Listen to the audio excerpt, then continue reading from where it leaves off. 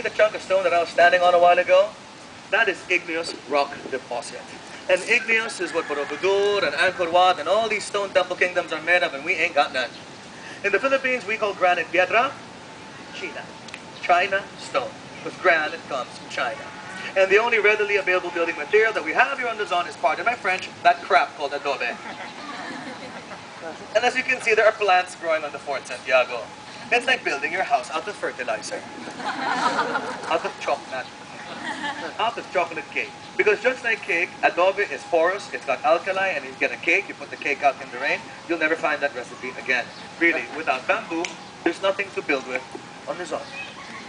But also, standing right between these two buildings, standing right between these two structures, one can see who really ran the Philippines during the Spanish colonial period. And you can see who had the power by looking at the building.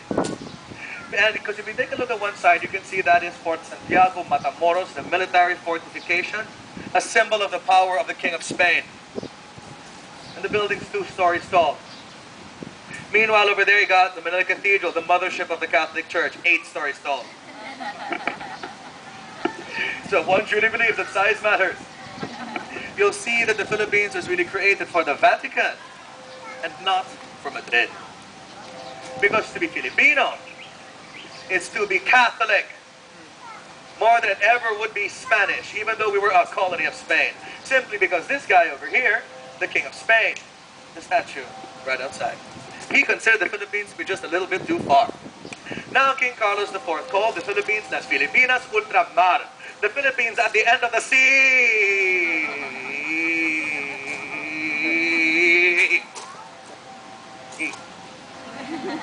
And remember, this is the 16th century, and a hard time convincing anybody in Europe that the world is round.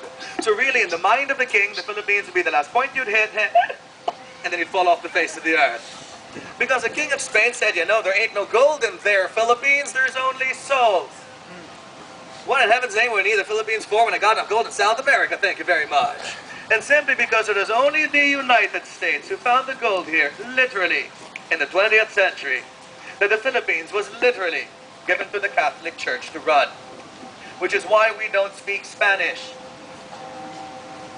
Right? We're Spanish colony without the language, and how'd that happen? And that's simply because to speak Spanish has always been a king thing. It's never been a church thing.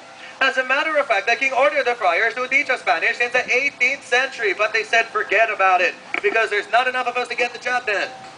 But more importantly, language is power. And it was the Catholic Church's way of creating a Catholic kingdom at the end of the sea.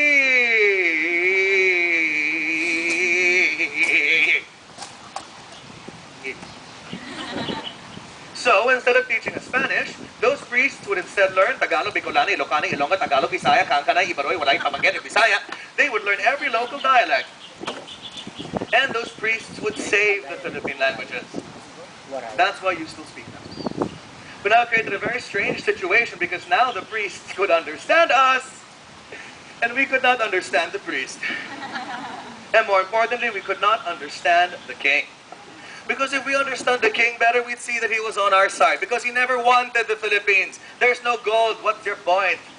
And he even told those friars, oh yeah, you friars, who are wasting my money building those 7 churches of Intramuros, I should see those 7 churches from Madrid, puñeta.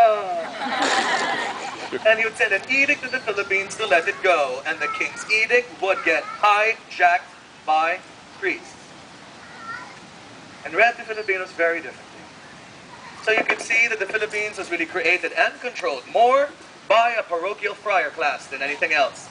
Controlled by an 18th century Catholic Taliban.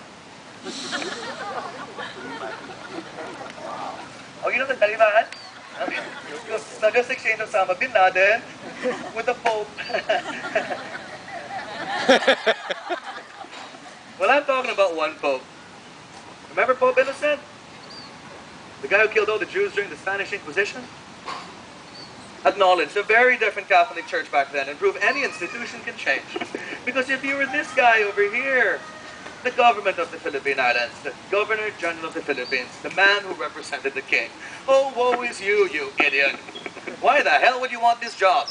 To be given this job in Spain only really meant one thing. It meant that the king hated your guts and wanted to send you as far away from Madrid as humanly possible. Because how could you have time to consolidate your power here with a term of only 2 years as Governor General? 2 years! This is the 18th century. It already took you 1 year to get here. So for him, it was always hello and goodbye. But those priests were here forever and ever. Amen. So there are stories of the Governor General who was arrested upon arrival. A Governor General who was paraded around this plaza with a dunce cap. And we all know the very famous story of poor Governor General Bustamante. An unfortunate man sent to the Philippines by the King of Spain to redistribute the land of the Catholic Church.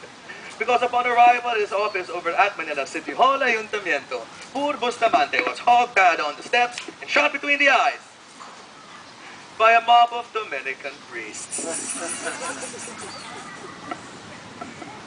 Catholic Manila.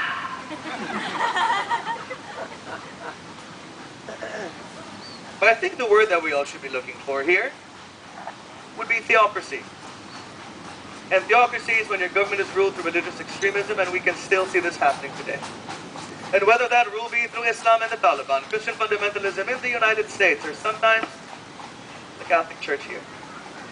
Let's all be very careful when we let any religion tell our government what to do, because it only takes away the accountability of human will, and it will only promote intolerance among us. But be reminded that theocracy was the order of the day of the Philippines for 300 years, until that system made the grave mistake of killing one man. And the man whom they killed was Celdran, our national hero. So ladies and gentlemen, come follow me to Port Santiago, and I'll introduce you all to our national hero.